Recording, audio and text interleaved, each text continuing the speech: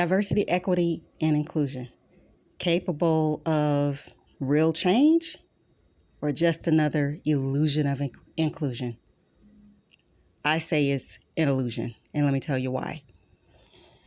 I've spent the last couple of decades, more than a couple of decades, in corporate America, in some of the largest organizations, mid-sized organizations, and small organizations. I've consulted, I've been full-time, and I've seen a lot, right?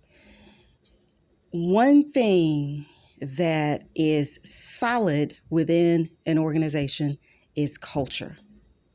Once an organization has a deeply embedded culture, it's hard to shift that organization to a new way of thinking, a new way of doing things.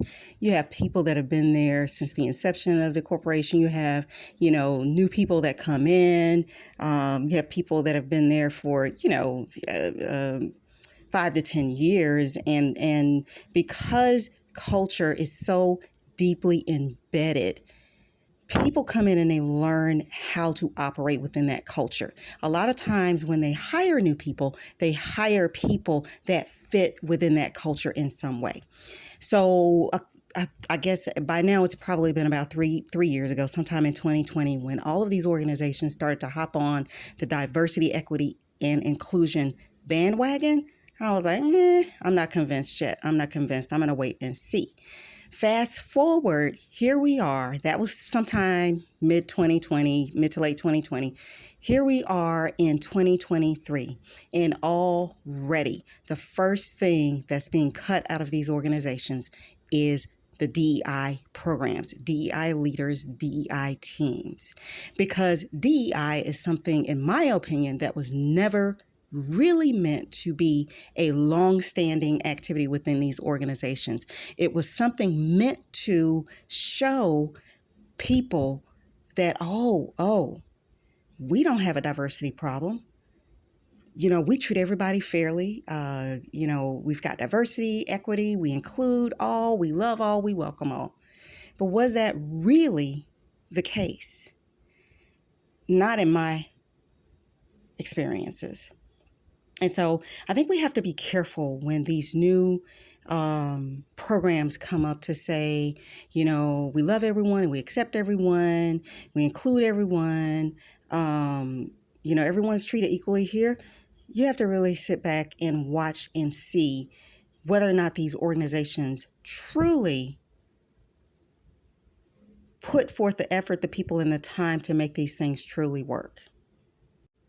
And the other dynamic is that even if they put forth the people, the time, and the effort, who do they put in these positions?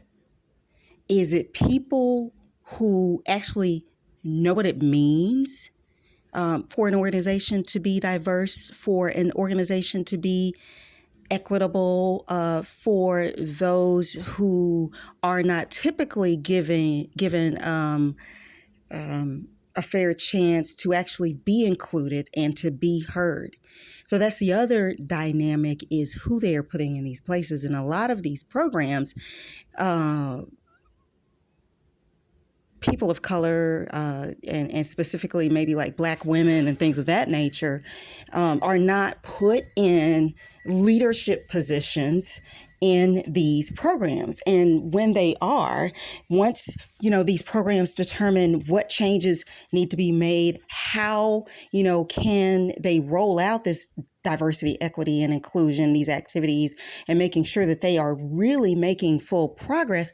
Are they taken seriously? Are they followed through on? So there's so many, dynamics that go into making something like a diversity, equity, and inclusion program successful, where the people who should benefit are truly benefiting from it. And you are starting to get, a break through the barriers of some of the corporate culture.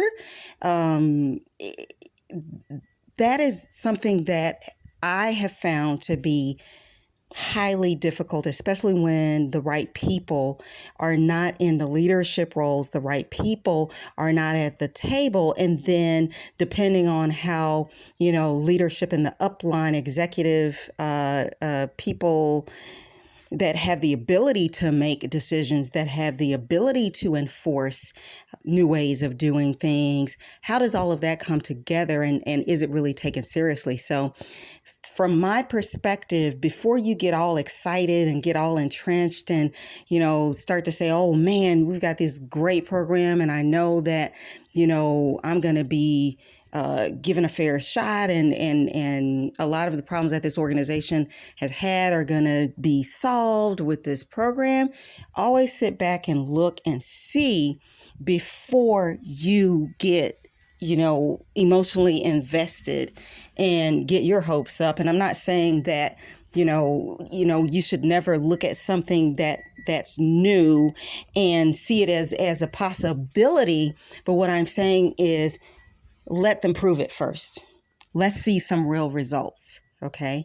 So anyway, I think I'm going to do a series on this whole illusion of inclusion and how it really impacts us. Stay tuned.